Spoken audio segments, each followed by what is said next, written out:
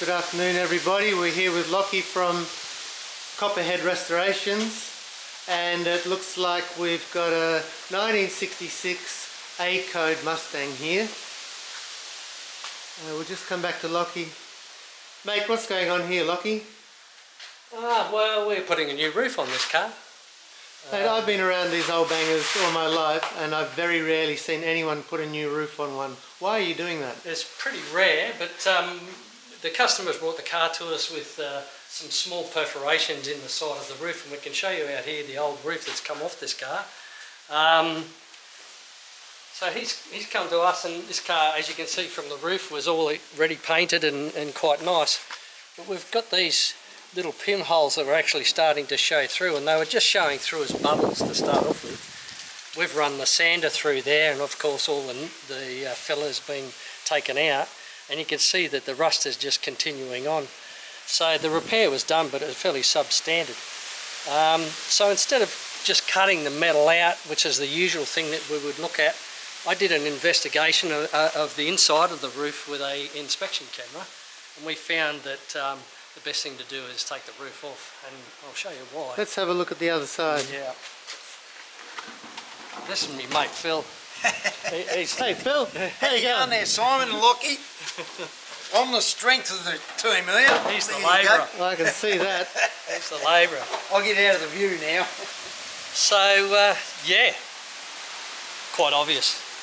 Goes without saying. So how has it become so rusty? Why is it like that? Well, in the early days with these cars, and of course the cars, you know, like are nearly 60 years old now, the cars never got painted or dipped like they do with a modern car these days.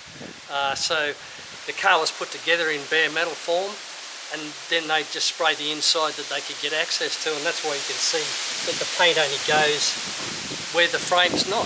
Yeah, because I noticed that with my Mustang, that underneath the parcel shelf in the back of the car was not painted. No, that's correct. And it's the same thing happens with the roof when they put it on. This is the actual rails on the inside of the car, so the structural part is the pattern that you can see here across the front of the windscreen and across the back part of the window as well, and down the side of the roof. So, you know, you replace the little bits on the outside and you think that everything's fixed and it's all fine, but it's going to come back and bite you on the backside. It's going to bleed out again anyway, probably within 12 months or 2 years. Yep, yep. So, roof comes off. This roof was supplied to us by Harry's Classic Mustang Parts in Sydney. In Sydney, yep. And it came from America. This is the brand name of the part. It's the Dynacorn, and I found that it's exceptional. It's got weld-through zinc primer on it. Yep, yep. And it was delivered in shape. And when it went onto the car, it fitted quite well. There was only one little space that we had to gusset it to make it fit the car. We had to massage it a little bit. Okay, so what's the process of firstly removing the old turret and then getting this one in place and going on to secure it? So first of all, we have to deal with the spot welds. Yep. And that's done with the drill. There's Yep. quite a few different ways to do it. Some people grind them out, but I like to drill them out because it leaves the metal on the car that's remainder nice and clean and solid. Yep. Just provided you don't drill all the way through. Sure. But we use a shallow drill bit. We use like a 1/4 inch drill bit first, just to Yep. centre it. Yep. And then I use a drill that I've sharpened to a flat type of cut, rather than actually drill through type cut. Sure. And that elongates the spot weld out, and we separate it with a chisel. Beautiful. Yeah. Beautiful. Down the side of the roof, it's a little bit difficult because there's a drip rail mould in the way. Yes. So on this car, and it's difficult on these Mustangs because the drip rail is folded over and it's very close to the actual edge of the roof. So it doesn't give you access to get in there, because I run the grinder down through there to make the first cut. Yep. So I've folded, you can see that this drip rail is folded back Yep. in a fashion where it's not damaged. Yep. And that way we can get access to do the welds properly and make sure it fits properly. And then that'll get tapped back into position, and then the chrome mould put on when it's Sure. finished. So the turret looks as though it's got some sort of an undercoat on it. Yes. Primer. Yes, and that's the beauty of this particular brand of panel, is they have the weld-through zinc primer on them now. It's only just started to do that, I think. most of these come black. Right. Ordinarily, you would have seen them in the black undercoat. Absolutely. And that black undercoat has to come off to do the welding process. Yep. Yep. Because if you don't, it actually impregnates the weld and makes the weld porous. So they're not up to scratch. You've got to be very careful with these spot welds when they go back in. When you get a close-up of that, Simon, you can see how tight fitting this is. You can see the metal underneath is very close. Yeah. We have to make sure that we clamp and we don't get any air gap, because an air gap produces impurities in the weld as well. Yeah. So you can see we've got a beautiful fit in it there. And I have the MIG welder set so that the filler metal is nice and flat, so we don't have to spend all day grinding, because general run of the mill. Yeah, you probably can't see that in the video, but you can barely feel the bump as you run your finger over that. Yeah, so there's less time for the customer, cost for the customer, as far as grinding and finishing is concerned, and going on to the next stage of the bodywork. So how many hours is in a job like this, Lockie? Well, it's very difficult. You can't quote on something like this, because you always run into a problem that sort of takes hours up, and we end up, not making any money out of it. But we're also very vigilant on making sure that the processes, such as making sure these welds are flat, so that the hours don't add up. Save time. Yeah. But start to finish, this roof would be, I'd imagine, somewhere around 20 hours. Yeah. Okay. Yeah. You run into a few problems. It could be more time involved. These drip rail mould sections are difficult. With these ones, and in particular the Mustangs, just down through the A-pillar section here, they rust out. Yeah, let me just grab the drip rail mould that's been removed from there.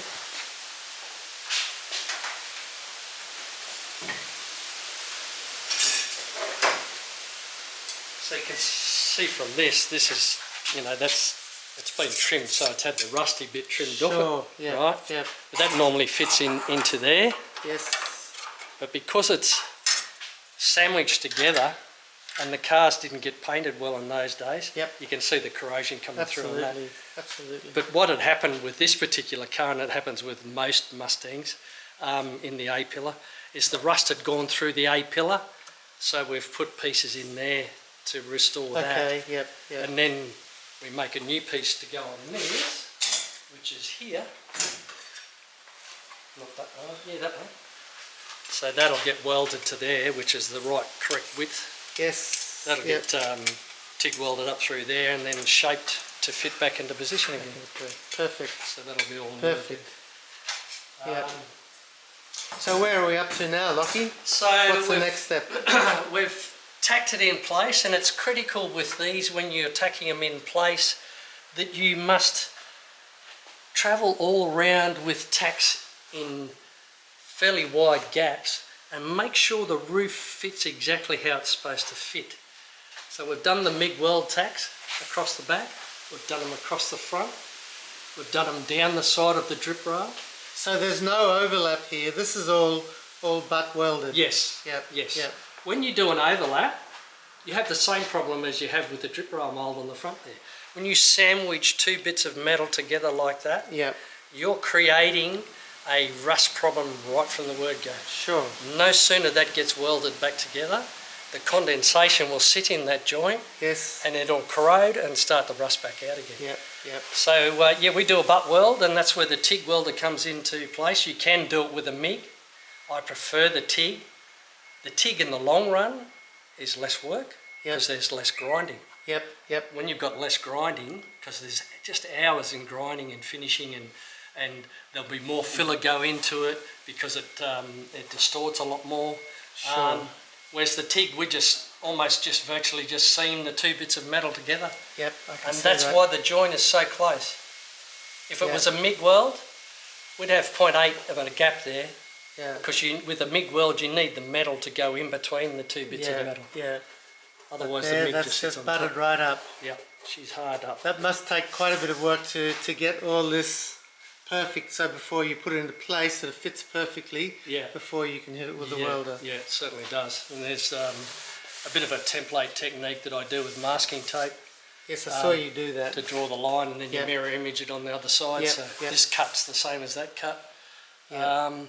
But you can have a look around the other side here. It's kind of to a stage where it's nearly sorted out.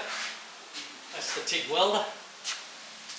We might talk through some settings on the TIG welder. Yeah, in a for minute. sure.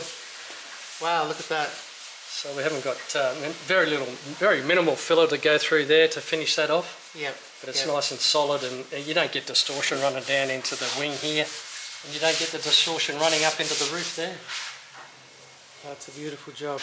This one was a little bit difficult because this is where we had to massage it a bit, because this was like a little, they make these panels, they're a little bit oversized compared to the standard factory. Yep. So that was sticking out of here about 10 mil. So I've had to cut a gusset in it to Oh, shrink it. okay, so you've to had to shrink it back. massage it a bit? Yeah. But it's shrink it come back in beautifully, hasn't it? Yeah, it's not too bad. Yeah. We're happy with yeah. that. Yeah.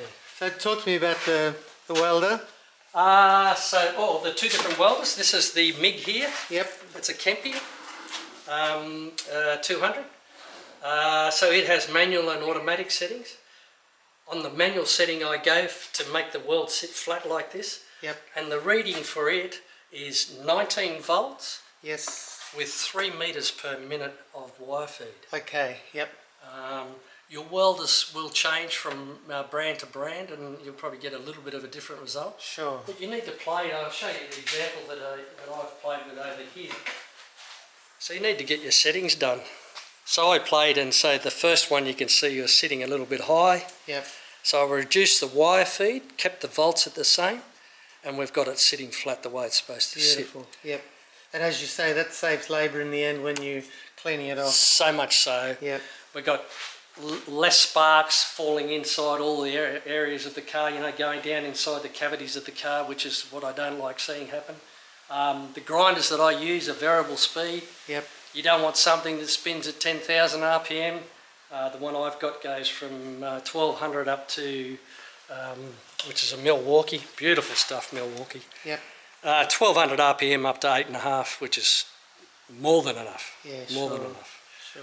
And it makes Mate, I can see you're old school. I'm just looking at some of the dollies and things that you're using. Not many panel beaters use that stuff these days. They just rip panels off and put new ones on. Yeah, probably not. Yeah, well, the old school goes with the old fella. Been doing it for a long time. Yeah, you look pretty old to me. Thanks. Yeah, you can see the silver Absolutely. fox. Yeah, it's all Absolutely. happening. Yeah. Yeah, no, I've been doing it a while. And that's what makes it fun. That's Yeah, what makes it absolutely. fun. Absolutely. Yeah, being able to Yeah. massage stuff and make it all come together, and if you have to change or make something up, you can make it fit. Yeah. It's very creative. So where are we up to now? What's going to happen now? So now we're to the point where I'm running the tacks along this joint so that we don't get the wave happening, and if it starts doing that sort of thing, we run into trouble. Sure. And that's when you start blowing holes. I haven't quite finished all the tacks yet, but I kind of like them about 10 millimetre apart. Yep. So we'll be doing that to finish that off. So yeah, and then the welding settings on the TIG, which is a Miller Dynasty over here. We've got 60 amps, and we use the pulsar on it, and it's set at 90 pulses per second. What the pulsing does, it helps agitate the puddle and makes it flow a little bit better. Right. Yep. Yep. But this is just truly a unique Good machine. stuff. Yeah, very good stuff. And, tell me about this. Well, that's the remote control. So there's no wire, there's no trigger control on the gun. It's all just like a pencil. You handle it like a pencil. There it is up here. That's the gun that we deal with. Yep. Yep. And that's the accelerator, which Fantastic. relates back to the remote on the machine. Yep. And I can adjust my amperage from 0 to 60 amps, which is what it's set on. Yeah. Yeah. A beautiful machine, that one, Miller. Excellent. Excellent. Yeah. So you can see up inside here how clean this all is inside now. And the zinc undercoat primer is done all over. Yeah, it certainly looks different to when I saw it a few days ago. Yeah. Yeah, so progress, making progress. Yeah. I might just run a few more tacks in there. Okay. And We might watch that. we'll do a little TIG weld through there and just give you a bit of an idea of how good the TIG is. I think the most important thing is too, aside from the MIG, the TIG doesn't throw sparks, and it just makes things so much cleaner. Yeah. It is easier. Yeah. It takes a little while to get the technique, but once you learn how to do it, you know, it's pretty hard to go back. Yeah. The MIG has its purpose, and definitely a MIG needs to be used on this structural type welds. But for outside panels like this, stitch them together with the DC welder is just beautiful. Alright, just stick a couple more tacks into here, put my goggles on so I can see what I'm doing.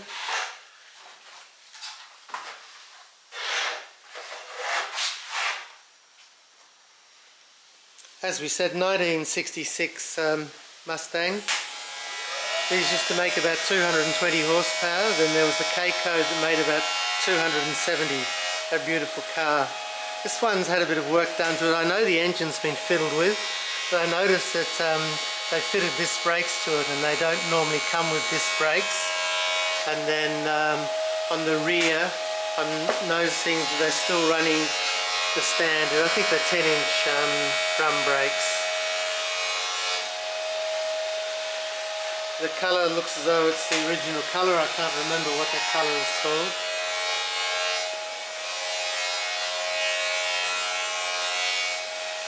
And I can see that Lockie's done a special little job here for the gauges, and that'll tidy up the interior quite a bit.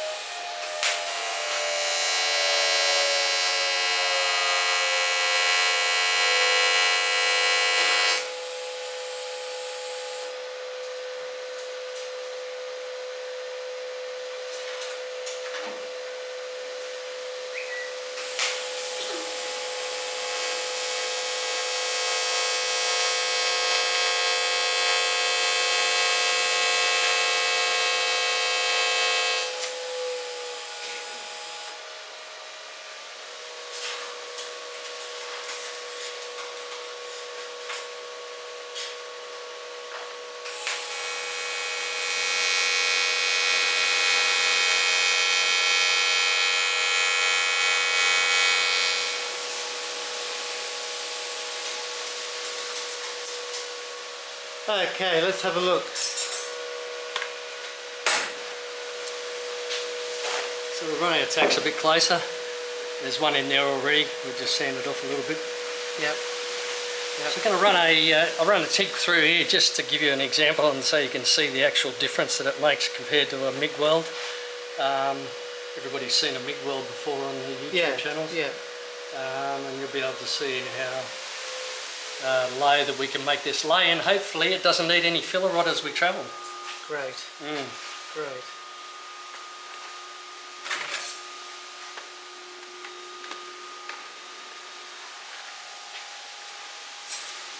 Got to always have the filler rod in hand though, just in case. While Lockie's doing that, I'll just show you around his trailer. This is one that he's built himself, and it's got power to it. Runs a small compressor in the front here. It's a heavy duty off-road trailer, so he's able to work far and wide with it. Mobile phone number if anyone's looking for a high class, old school metal fabricator.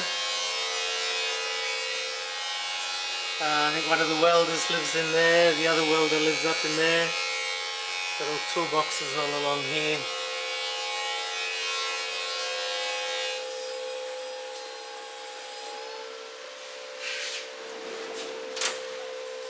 And lots of storage space.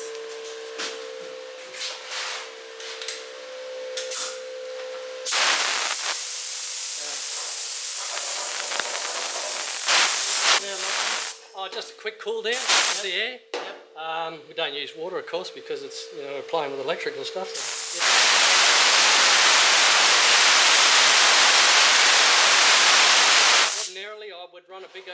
longer stretch because that gives less distortion. It Sure. just you'd run it a lot, like almost all the way through in one go. Yep. But this is for visual purposes, for you guys to see how good a TIG weld actually can be. Yep. So we've welded it from there to there. Yes. No filler rod, we managed just to seam it together. Fantastic. I think the camera will take a nice close-up of that. Yeah. I'll soon tell you if it's not happy. But I'm going to grab the silicon carbide paint removal disc and just run over the top of that so you can see how easy it is to clean this up. Okay. As opposed to a MIG weld. It's starting to cool down now, so this is just silicon carbide. Yep. Resin disc. You can buy them at most of your automotive shops, or even Bunnings sell this type of stuff as well. Yeah, it's good stuff, isn't it? Yeah, it's for stripping paint off. Yeah. And the beauty of this is you'll see that there's not much spark come off this. No, they So don't, do they? Yeah. It's they're not good. taking metal. No, no. You know, you use your grinders all the time, especially when you're doing a join like this and you're taking metal, and the metal's only a millimetre to start off with. Yeah, that's right. So, you know, we don't want to be taking another 0.2 off it, No. if we can help it. So anyway.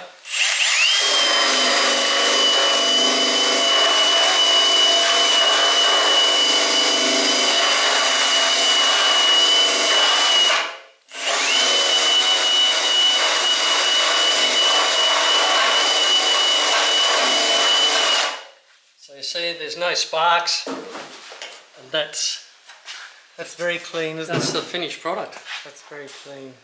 So we end up with only a very fine strip of filler going into that. Yep. Yep. And from the inside, once it's proof coated and rust proofed, because we use fish oil as rust proofing as well, to get into all the seams. The beauty of fish oil too, and a lot of people probably don't realise this, I can remember when I was going to TAFE college in Canberra, the TAFE teacher grabbed 2 bits of laminate glass that were flat and had a dish, like an oven baking tray full of fish oil. Yep. And he had the 2 glasses taped together flat and sat them in the fish oil in the tray, and by the time morning tea got around, that the fish oil had capillary climbed up in All between way the through. 2 sheets of glass. Isn't that beautiful? Yeah. Yeah. So that's great. the beauty of fish oil. People go, oh, fish oil smells, well, it doesn't really do anything, but it does. Yeah. It creeps in between the bits of metal that are sandwiched together where the problem can Yep. start in the first place. Yep. And therefore suffocating, Yep. stopping the air from getting to the metal, Yep. solves lots of problems. Perfect. But yeah, anyway, that's your finish. That's what your finish edge is. That's what the Yeah. rest of this weld's going to look like when it's finished. Okay, Lockie, so we might just wrap it up there. Yep. And what's the next stage? Once we've done all this, we'll do another video Yes. of the next stage, which will be... Next video on this car is it's had the wheel arches cut to allow for big wheels. Yep. They've done a disgusting job because all they've done is pie cut it Yeah, okay. and Yep. hammered it out. So we have to think of a solution to solve that problem as well. Yep. There's a few little rust areas in the back quarter panels on the bottom there. Yep. But then this car will be going into the body shop and start the paint process. Fantastic. Yeah, lovely car. Mate, thank you so much for showing us everything this afternoon. It's Thank been you. very interesting, and I'm sure all the viewers out there in YouTube land are going to love all this. Hopefully, yeah, hopefully, and they get something from it. They might learn. If they've got any questions, fire me a Yeah. question. And it's not Rattlesnake Restorations. No. It's Copperhead Restoration. Copperhead Australia. This is me. This is me.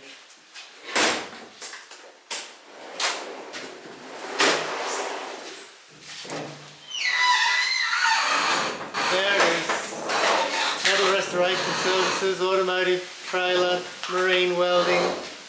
That's me. Absolutely. Thanks all the viewers and the subscribers for the support. Hopefully the new videos will keep flowing from now on. Cheers, all the best. See you next time. Yeah, bye.